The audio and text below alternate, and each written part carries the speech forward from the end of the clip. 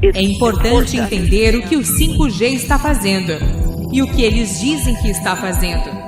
Nos foi dito no documento informativo Trípoli 4 que essa tecnologia fritava os seus olhos na Segunda Guerra Mundial.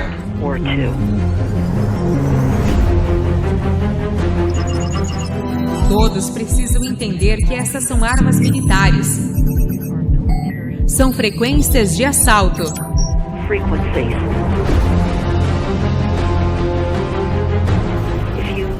Se você não souber nada mais além disso, é isso que você precisa saber.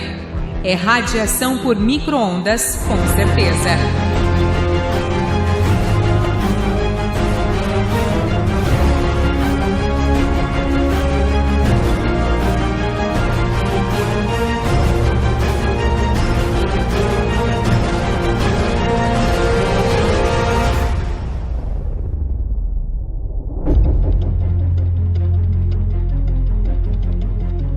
Senhoras e senhores, por favor, juntem-se a mim em dar as boas-vindas ao Clube Nacional de Imprensa. O diretor federal da Comissão de Comunicação, o senhor Tom Weller. It's an honor to be here at the National Press Club. The first generation wireless 1G was voice.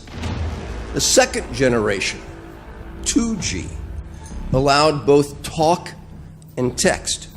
The third generation, 3G, the internet, in a limited way.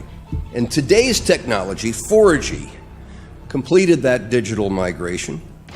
But if anyone tells you that they know the details of what 5G is going to become, run the other way.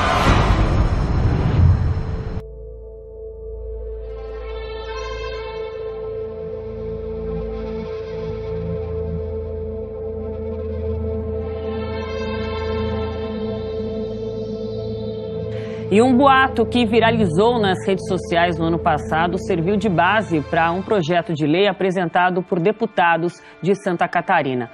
Os parlamentares sugerem proibir a tecnologia 5G no estado, alegando problemas à saúde que nunca foram comprovados.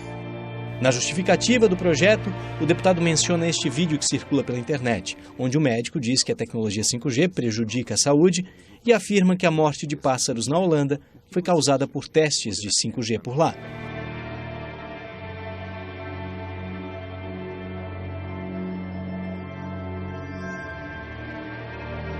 Especialistas afirmam que as informações do vídeo não têm fundamento científico.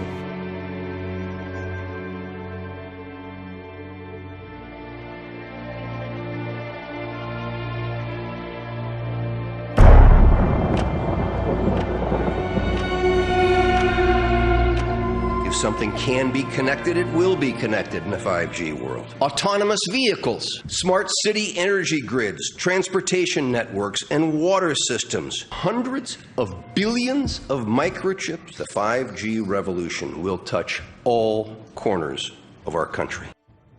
But this 5G revolution may have a dark side. As it turns out, wireless radiation has biological effects.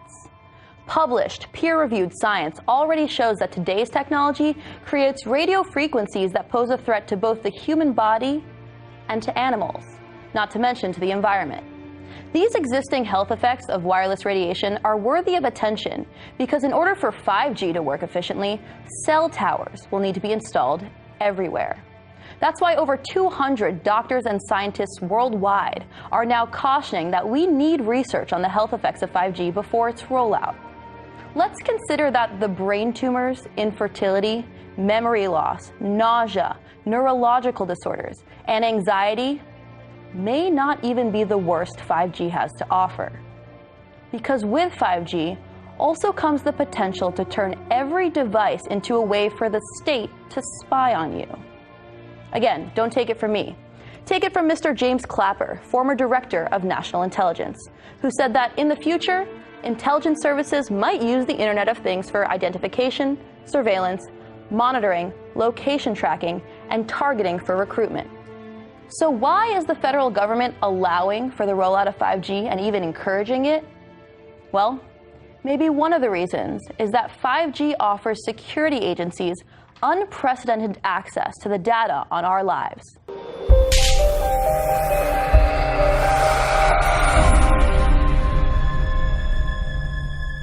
There's a lot of confusion about what 5G is. The G stands for generation. So you started off with the first transmitter system. Back in the 1980s. In the 80s, yeah. So you had 1G, then you had 2G. And as the generations moved on, you started to see more complex signal systems, cleverer pieces of antenna designs, etc., etc. So the whole thing became more data, quicker downloads, etc., etc. However, 5G is something completely different. There's no doubt now that electric waves, electromagnetic forces, cause direct biological effects. There's thousands of peer-reviewed papers on this subject. There's no doubt about it. But what are these effects? How are they affecting us? What can we do about it? We're now at a stage where we're putting in what's called 5G, which is a special type of broadcast for high-density information transfers. And it turns out that this is the same frequency bands that are used in crowd dispersal weaponry.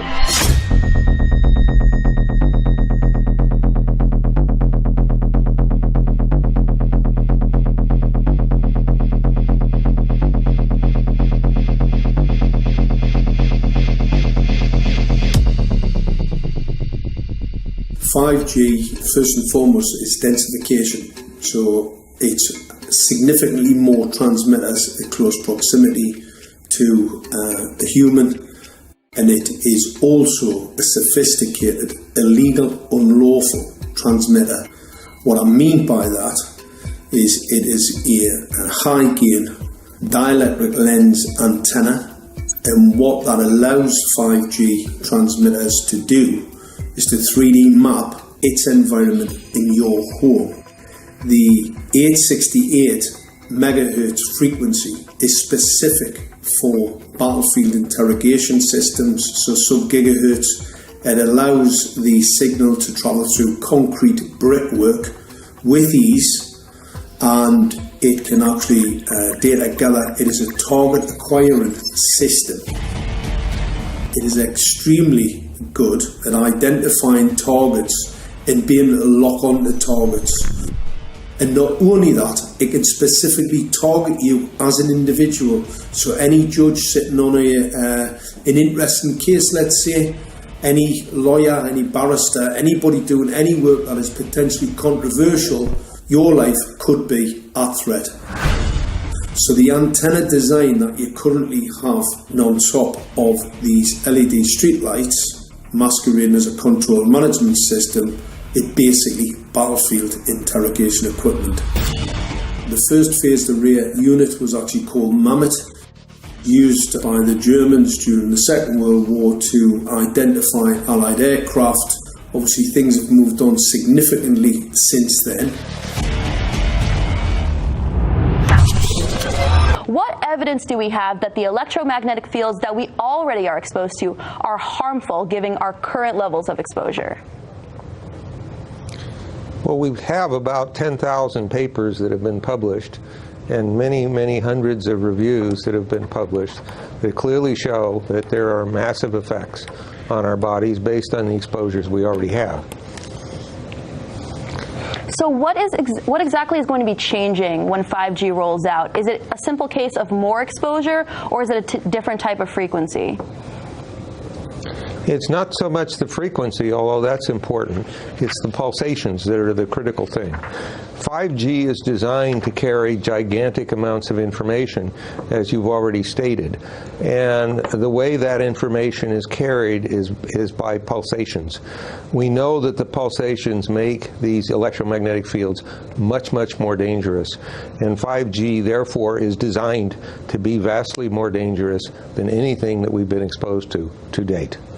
Ситуация вокруг компании Huawei, например. Olhe para a situação da Huawei e tentativas sem cerimônias de excluí-la do mercado internacional. Isto já é chamado em alguns meios de comunicação de primeira guerra tecnológica da época digital, que começa agora. O presidente Xi Jinping afirmou que a China está disposta a compartilhar a tecnologia 5G com todos os sócios. A Huawei está em situação delicada desde que o presidente americano Donald Trump proibiu em maio que as empresas do país vendam material para o grupo chinês. There are dozens and dozens of studies that show beyond any doubt what this radiation is doing to our sperm. Now, if you take the cell phone out of your pocket, the sperm will recuperate within 3 to 4 months. What would not recuperate would be the damage to the DNA of the sperm. That is irreparable. The wife of the ex-governor of Indiana was diagnosed with glioblastoma. Same brain tumor Ted Kennedy had and John McCain had. Did you look at John McCain's scar?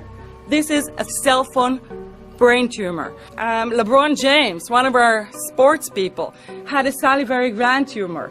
That is another cell phone tumor. You didn't hear about it because immediately after that was discovered, he was paid by Samsung to become their spokesperson. We are seeing increases in brain tumors. We're seeing increases in Alzheimer's. We're seeing increases in all of the neurotransmitter diseases, ALS, Lou Gehrig's disease, Parkinson's. These are all disease systems that are known to be associated with low-level energy exposures. We talk about 24/7, around-the-clock exposure, wherever you are and your whole body. You never get away from it.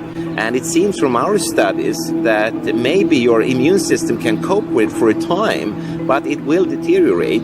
Then the irradiation will definitely damage cells at a deeper level, and the question is what will then happen.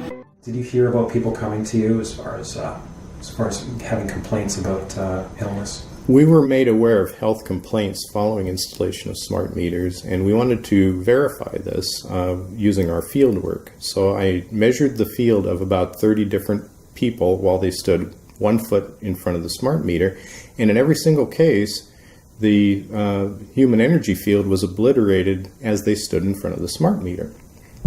So in our first slides, what we see is normal cells, and the structure of the cells is intact and sound. This is what we would expect from a normal sample. So after 2 minutes of exposure in front of the smart meter at about 1 foot away, we see a totally different story. Sample 1, you can see a lot of degradation in the cells. The cell walls have been broken, and you see changes in the cells which are called mycoplasma. It shows a mutation to the cell. In the second sample, we see a different type of degradation to the cell membranes. You can see a corrugation here. This is called bottle cap formation, and it's known that this occurs due to oxidation or exposure to free radicals. So this third subject, when we did her sample, she had to be pulled away from the meter after 45 seconds because she complained about an increasingly severe headache. And here you see a phenomenon called rouleau, where the red blood cells are stacking up, which makes it very difficult for the blood to deliver oxygen to the tissues as they would be their normal function. Every single one of these is a degradation. Every single one of these shows a trauma to the blood cells. And that came from something, and the only variable was the smart meter. The good news in all this is the patient and the blood can return to normal once they have been removed from the influences of these stressors. When those first studies were performed years and years ago, nobody knew about the importance of the microbiome, the role of the microbiome and the immune system, and even less the role of the microbiota inside our brains, that is, the microbes that are normally resident inside our brains, whose influence on brain function is nothing but immense. And you may think, well, who cares about the microbes? The less microbes we have, the better it is. Well, we know by now that this is not absolutely the case, because microbes are truly essential for the development and function of all our organs and systems. Our immune system is based on the microbes we have in our gut. And our brain also has microbes that influence its function. because this is going to eviscerate microbial DNA inside human beings, which is our effective operating system, number one. So it may not impact human DNA in laboratory experiments right now, and they're saying it doesn't impact human DNA. But given that human DNA is less than 1% of the cellular DNA in the human body, the rest of the cellular DNA is microbial, and we know that this will eviscerate microbial DNA. So we're talking about a takedown of the operating system of human beings. Exactly. I couldn't have put it better myself.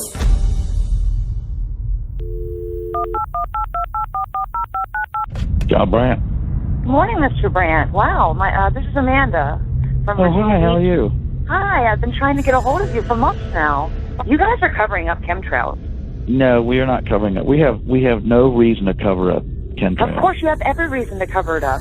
Every reason. It's called What losing your reasons job. would that be? Oh, well, you personally, you would lose your job if you were to reveal anything to me, and it's probably unsafe for you to even be speaking about this, considering the types of individuals you work for. It's not unsafe.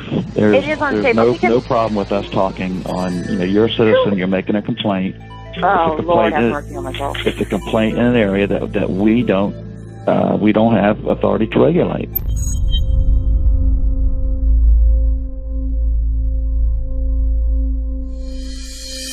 So the connection between chemtrails and 5G. It's all interconnected. The metallized particulates, that would allow the 5G phased array, so basically the radar, it would allow it to be able to identify you, so it can watch you, it can identify you in your own home 24 hours a day, 7 days a week. For the last X amount of years, we've been through chemtrailing, and that is now the cat is out of the box. We've had these nanoparticulates raining down on humanity for years now, impregnating our bodies, by best account staying inside our bodies. Those nanoparticulates, what you're saying, are building up a kind of a phosphorescence glow capability so that we can be flagged up in our homes, behind concrete and steel, inside bunkers, in the basement, doesn't matter where you are. The 5G will be able to now triangulate, map and read you, because you as a living being are impregnated with these nanoparticulates, which are acting as a kind of transmission and reception technology. It's exactly, absolutely exactly.